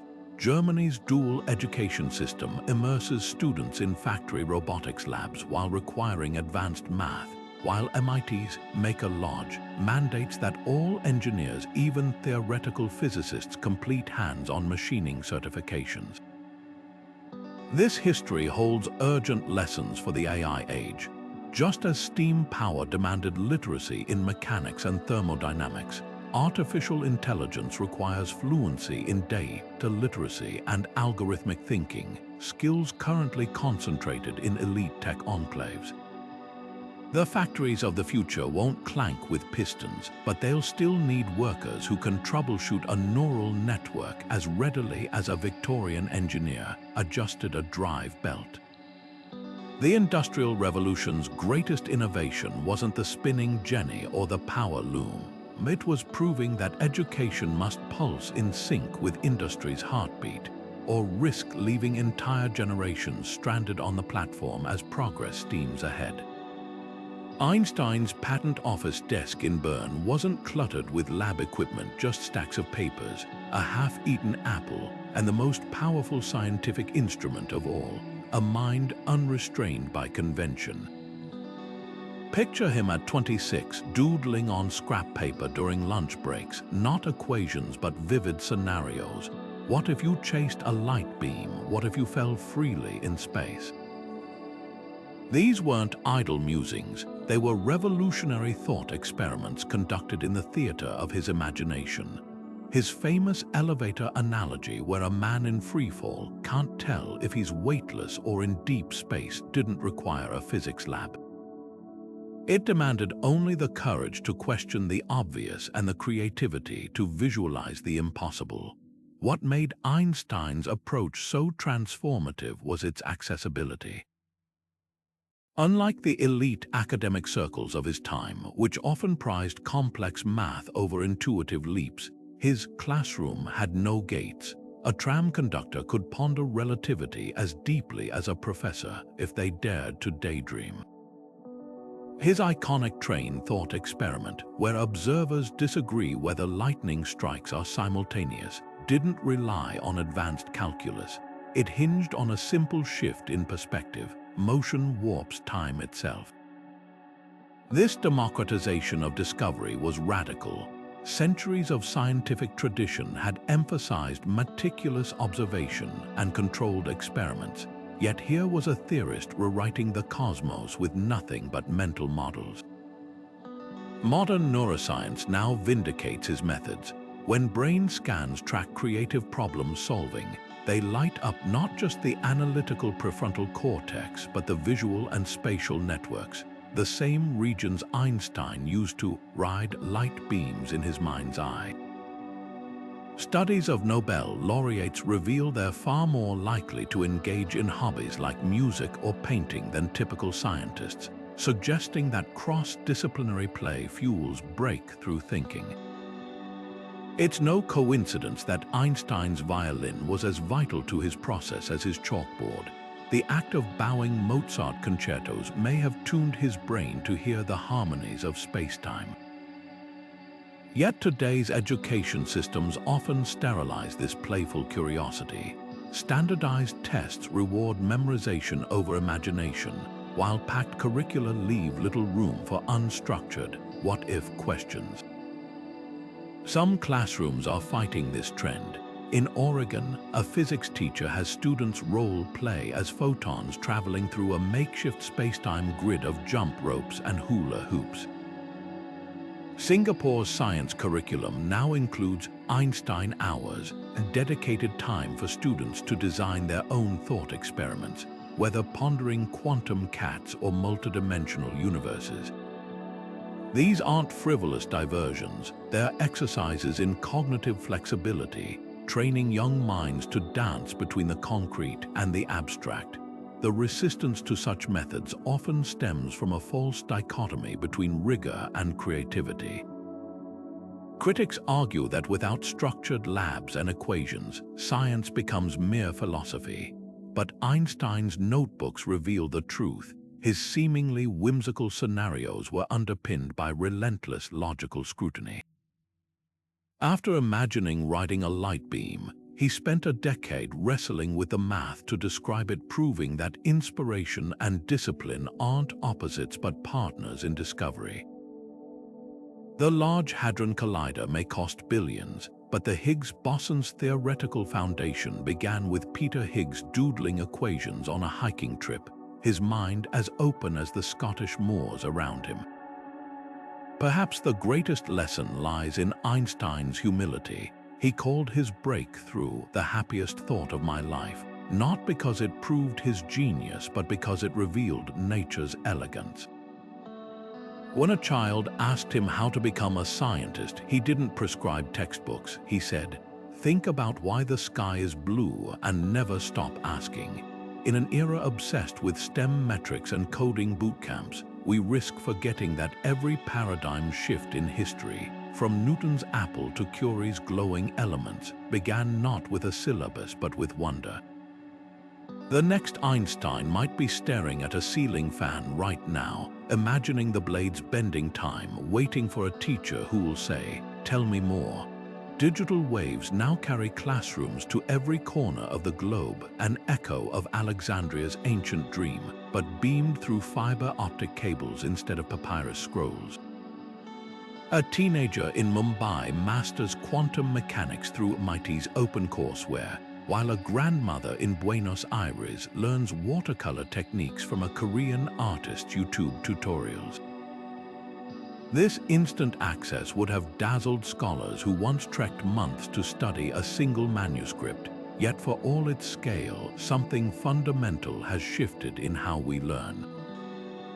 When Hypatia taught geometry in Alexandria's marble halls, every arched eyebrow an encouraging nod shaped understanding. When Socrates probed his students' logic in the Athenian agora, the pauses between words, the shared silences of collective thinking were as instructive as the dialogue itself. The tension lies in reconciling reach with resonance.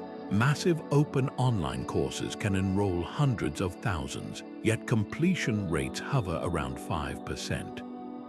An AI tutor might explain calculus flawlessly to 1 million students simultaneously, but can it recognize that subtle hesitation when a concept doesn't click? Modern platforms are engineering solutions. Duolingo's chatbots now mimic casual conversations to build language confidence, while virtual reality labs let chemistry students feel molecular bonds through haptic gloves. These aren't just technological feats, they're attempts to recapture the apprenticeship model where knowledge transfer happens through imitation and correction. Some innovators are grafting ancient methods onto digital frameworks. The Socratic Circles movement has students dissecting TED Talks in video breakout rooms, their debates structured by algorithms that ensure equitable airtime. In Nairobi, a hybrid program pairs online machine learning courses with monthly meetups where learners troubleshoot projects over chai, blending Stanford's digital curriculum with the communal energy of Enlightenment-era salons. Even YouTube's comment sections have become modern marginalia, a space where viewers annotate tutorials with corrections and personal insights, much like medieval scholars scribbled notes between lines of parchment. Yet the most promising experiments acknowledge what screens can't replicate. At Arizona State's Digital Prep program, AI handles routine grammar drills so professors can devote seminar time to Shakespearean debates. A Swedish edtech startup uses machine learning to grade math homework, freeing teachers for afternoon wonder hours where students explore tangents sparked by that morning's equations. This division of labor, algorithms for repetition, humans for inspiration, mirrors how Renaissance workshops assigned pigment grinding to apprentices so masters could focus on compositional breakthroughs. The future classroom might resemble an orchestra more than a factory. Imagine AI tutors delivering personalized lectures at dawn, augmented reality overlays transforming park benches into anatomy labs by noon, and evening discussion circles where holograms of historical thinkers join debates via large language models. Such hybrid spaces could honor education's deepest roots while embracing its boldest frontiers. After all, the thread connecting Confucian academies to coding bootcamps has never been about bricks or bandwidth. It's that irreducible spark when one mind ignites another. Whether across a flickering campfire or a fiber optic network, that flame remains our most vital technology. The echoes of those ancient classrooms still resonate today, not in their stone walls or parchment scrolls, but in the radical ideas they nurtured about what learning could be. Imagine Hypatia's students in Alexandria, fingers tracing geometric proofs in the sand as Mediterranean winds carried the scent of papyrus, proof that education doesn't require polished lecterns, only curiosity and space to explore. Or picture the Silk Road caravanserais where traders swapped star charts like modern influencers share memes, their makeshift classrooms proving that knowledge thrives where borders blur. These pioneers understood something we're still rediscovering. True learning sparks when minds engage with the world directly, whether through the soot-stained hands of an alchemist or the ink-smudged notebooks of a coffeehouse philosopher. What makes their legacy so urgent today isn't just their innovations, but their philosophy. The House of Wisdom didn't separate poets from mathematicians. It sat them shoulder to shoulder, believing a verse about the moon might inspire new calculations of its orbit. Medieval guilds fused theory with practice, ensuring apprentices understood why a cathedral's arch wouldn't collapse as deeply as how to carve its stones. Even Darwin's messy Beagle cabin, cluttered with seashells and sketchbooks, embodied the interdisciplinary spirit our era desperately needs. As artificial intelligence reshapes careers and climate crises demand creative solutions, their model, where art debates with engineering and botany informs philosophy, feels less like history and more like a survival manual. The most subversive lesson: these classrooms were radically inclusive long before diversity became a buzzword. From the women debating Newtonian physics in Enlightenment salons to the self-taught engineers of the Industrial Revolution, progress happened when gatekeepers were circumvented. Today's digital learning revolution could finally fulfill this promise if we design it wisely. Virtual reality might recreate the awe of staring through Galileo's telescope, while AI tutors could offer the patient Socratic dialogue once reserved for Athens' elite. But technology alone isn't enough. We must resurrect their ethos. When a child in Lagos livestreams a coding lesson from MIT, or a farmer in Bolivia shares soil science hacks via TikTok, they're walking the same path as those Silk Road scholars who knew wisdom has no native language. So let's ask not just what the ancients taught, but how they taught. The courtyards where Aristotle paced taught us that discussion fuels discovery more than monologues. The monsoon-soaked notebooks of Taxilla's medical students remind us that failure is data, not defeat.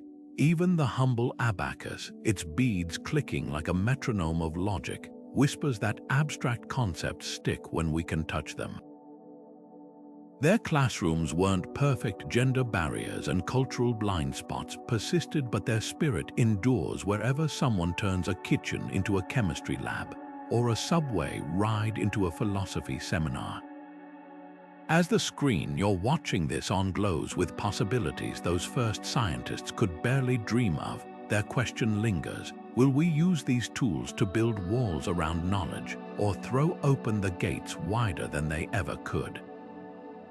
The answer starts with you right now, in the comments, in your next conversation, in how you choose to learn and share what you discover.